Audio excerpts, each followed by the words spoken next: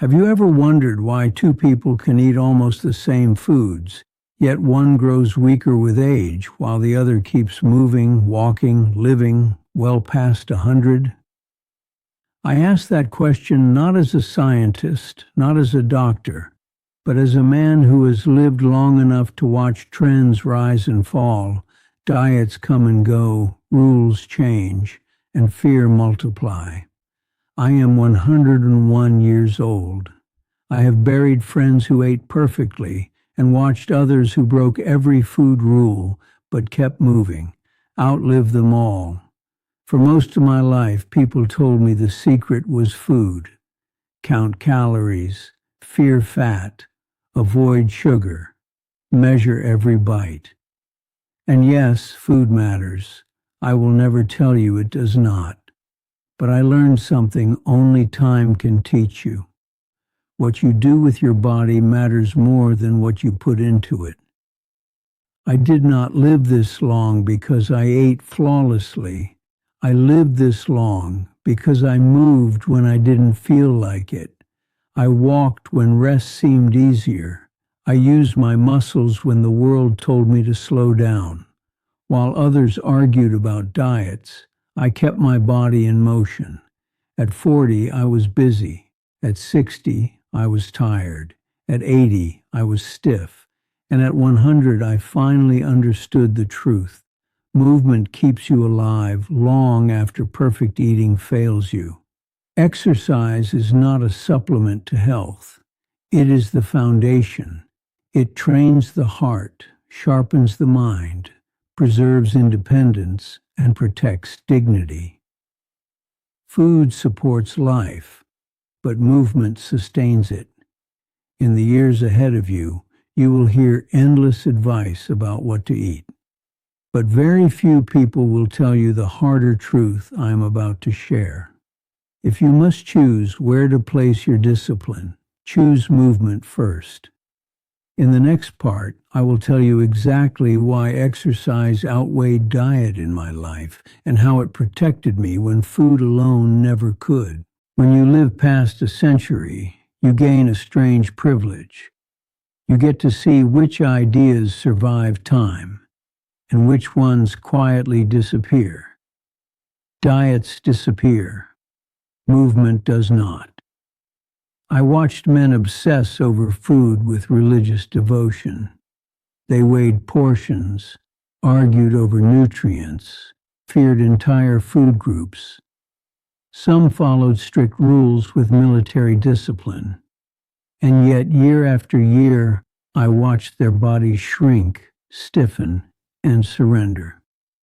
Not because they ate poorly, but because they stopped moving. I was not immune to temptation. I enjoyed bread, meat, sweets, and meals cooked with love rather than precision. I did not live inside a nutritional cage.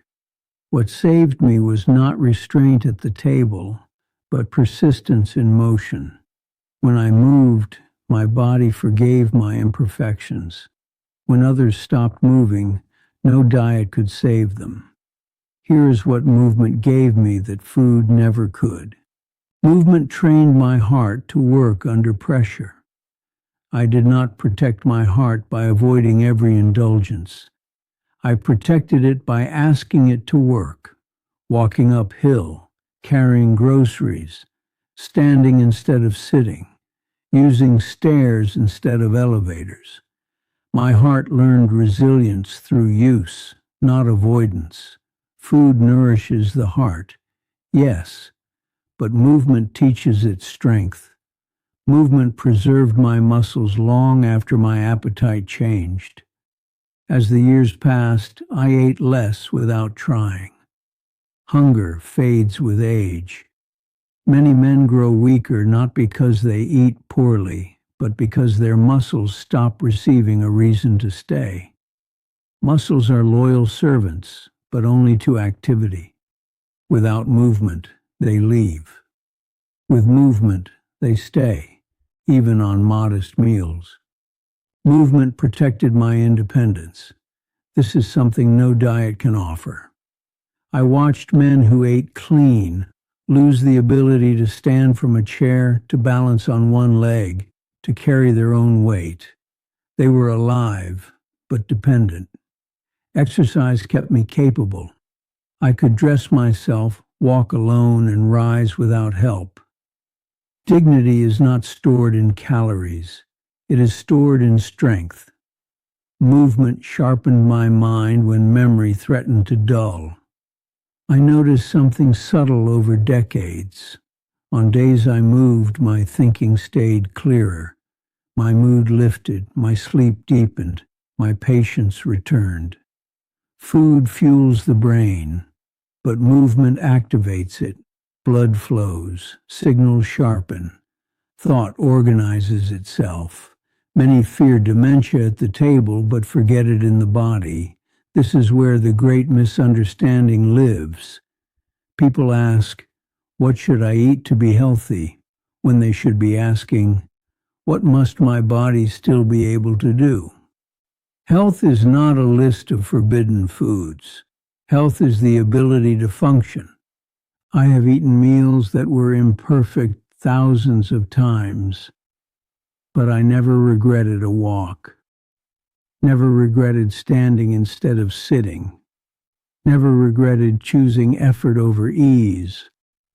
My body forgave my dietary flaws because I kept reminding it that it was needed. Now let me be clear, because confusion grows where clarity is avoided. I'm not saying food does not matter. Food matters. Poor food choices repeated endlessly can harm the body. But food works in support of movement, not in place of it. A good diet without movement is like fine fuel poured into an engine that never runs. It does not create motion by itself. Exercise, on the other hand, can still produce benefit even when the fuel is imperfect. Movement creates demand. Demand creates adaptation. Adaptation creates survival. I saw this truth during illness. There were years when my appetite failed me, times when eating was difficult, when food became simpler and smaller. But because I had spent decades moving, my body had reserves. Strength is a savings account built through action.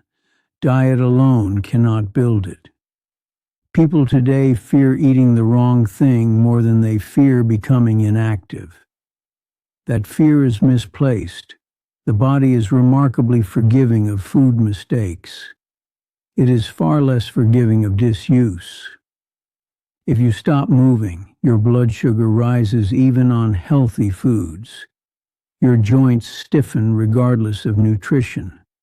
Your balance erodes no matter how organic your meals are. But when you move, your body manages glucose better, uses fat more efficiently, preserves muscle, and maintains coordination, even when meals are not perfect. This is why I say exercise is more important than what you eat.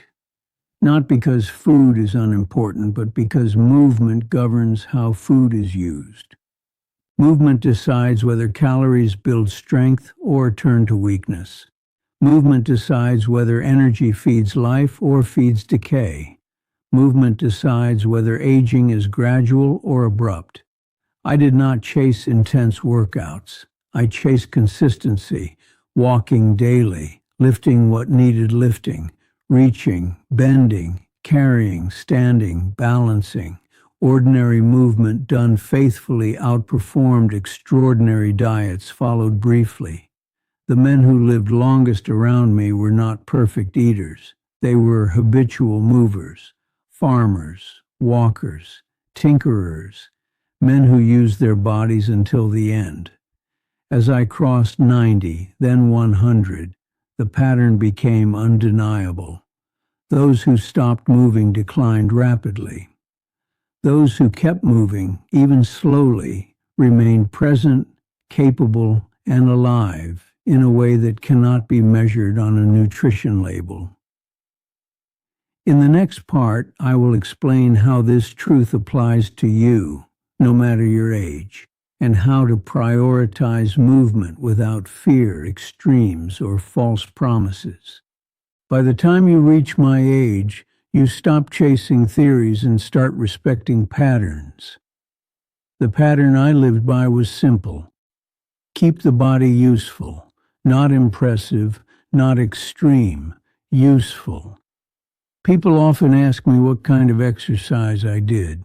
They expect a secret routine, a special method, a name they can search. I always disappoint them. My answer is ordinary, and that is why it works. I moved every day because life required it, and when life stopped requiring it, I required it of myself. I did not exercise to burn calories. I exercised to maintain function. That distinction matters more than most people realize. When exercise is framed as punishment for eating, people resent it. When it is framed as protection for living, they respect it.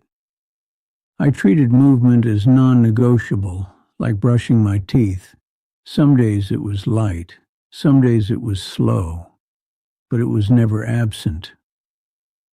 Walking was my foundation. Walking outdoors, walking with purpose, walking long enough to feel warmth in my body and clarity in my mind. Walking kept my heart working, my joints lubricated, my balance trained. No meal ever gave me what walking gave me. I lifted what was available: groceries, tools, chairs, my own body. Strength does not require a gym. It requires resistance. I resisted gravity daily. I stood up without using my hands. I carried things instead of dragging them. I reached overhead instead of avoiding it. These small acts preserved my muscles long after my appetite shrank. I practiced balance without naming it. Standing on one leg while putting on socks, walking on uneven ground, turning my head while moving. Balance disappears quietly if you do not remind it to stay. No diet protects you from falling. Movement does. As the years passed, I learned another truth people dislike hearing. Comfort accelerates decline. Chairs became softer. Cars replaced walking, convenience removed effort, and effortlessness over time cost people their independence. I refused to make ease my master. I chose stairs when they were available.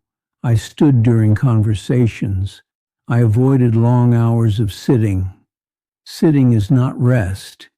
It is absence of demand. The body adapts downward when demand disappears. This is where food obsession distracted many. They thought health lived in the kitchen. Meanwhile, their bodies were quietly forgetting how to stand, lift, turn, and stabilize.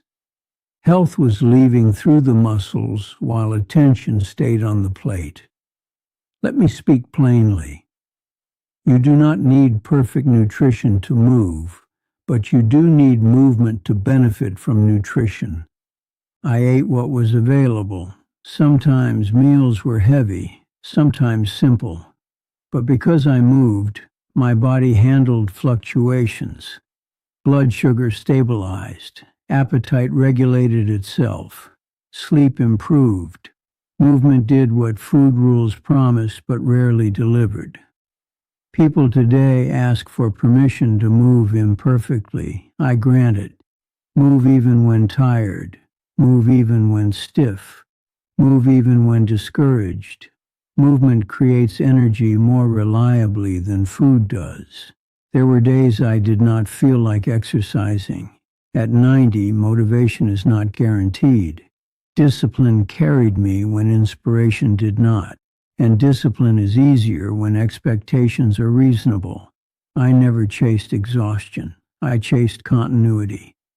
Here is a principle that kept me alive longer than any dietary rule. Never let 2 days pass without meaningful movement. One missed day is rest. Two missed days is a pattern. Patterns age you. When illness or injury interrupted me, I returned gently but immediately. I moved within limits instead of waiting for perfection. Waiting for perfect conditions is how people stop moving forever. I also learned to separate eating from guilt. Food was nourishment, not morality. Exercise was responsibility, not punishment. This separation kept both sustainable. As I crossed into my late 90s, people marveled that I still moved independently. They asked what supplements I took. I told them none mattered as much as my legs still carrying me through space. You must understand something difficult, but freeing. The body responds to use far more than it responds to intention. Good intentions about diet do nothing without action. Action about movement changes everything, even when intentions about food are imperfect. This is why I defend the hierarchy so strongly. Exercise is not one tool among many. It is the tool that keeps all others relevant. Without movement, diet becomes restrictive instead of supportive. Health becomes fragile instead of resilient. Aging becomes abrupt instead of gradual. With movement, food works better. The mind stays clearer. Independence lasts longer. I watch people my age fear food while ignoring immobility. They protected themselves from butter but not from weakness. Weakness, not food, is what took them. I say this without cruelty, only clarity. What you can do with your body tomorrow matters more than what you ate today. In the final part, I will tell you what time taught me about aging itself, why movement does not just extend life, but preserves meaning until the end. When you reach 101, time stops feeling abstract. You no longer speak in theories, you speak in outcomes. You look back and ask a simple question: what actually carried me here? It was not perfect eating. I enjoyed food. I made mistakes. I changed habits as the years changed me.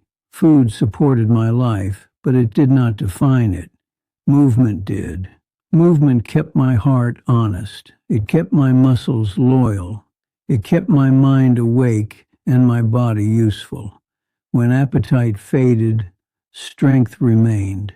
When rules confused me, walking clarified everything. I did not live long because I avoided the wrong foods.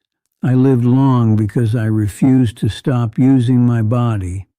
This is the truth age teaches gently but firmly. The body ages fastest where it is no longer asked to participate in life. When you stop asking it to stand, lift, balance, and move through space, it begins preparing for the end, no matter how carefully you eat. I'm not asking you to ignore food. I'm asking you to place it in its proper role. Eat reasonably. Eat with respect. But do not let the pursuit of dietary perfection distract you from the daily responsibility of movement. If you must choose where to invest your limited energy, choose motion. Choose walking over worrying. Choose strength over restriction. Choose capability over control. Because in the end, what matters most is not what you avoided. It is what you were still able to do. That is the secret I earned with time. And that is why I say, without hesitation or apology, exercise mattered more than what I ate.